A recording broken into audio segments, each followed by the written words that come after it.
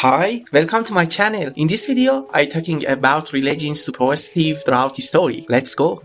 Humans love storytelling since the day we lived in cave. We have created a story to explain what we didn't understand. Thunder must be an angry god. This is maybe some cast spell. This in how superstitive form. And over time, some events become part of religions. In this video, we will explore famous religions superstitive and see how many actually have religions rules and how many are just human imagination. Is a black cat a sign of the evil? You have probably heard that if a black cat crosses your patch, it brings bad luck. But where does this come from? In medieval Europe, church started persecuting witches, and many believed black cats were demonic creatures. However, no religious text actually says this. In fact, in Islam, the Prophet Muhammad loved cats and took care of them, blowing out birthday candle. This is a common tradition today, but many don't know its roots go back to ancient Greek superstition. People believe that the smoke from candle carried prior to the heaven, interestingly, and it has nothing to do with religions. But over time, some have given it a religious meaning.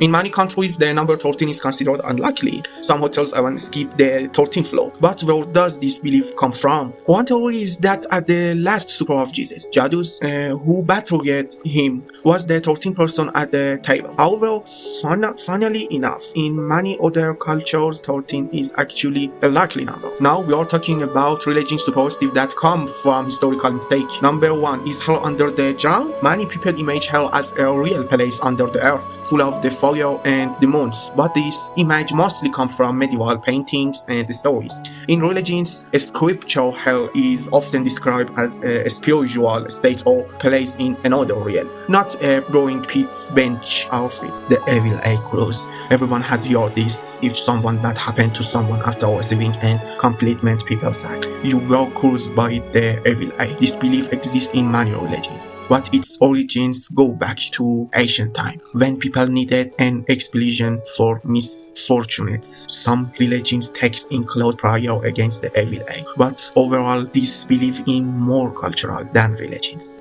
We are talking about religions superstitive created to control people, knocking on wood to avoid bad luck. Have you ever heard that after saying something good, you should knock on wood to avoid jinxing it?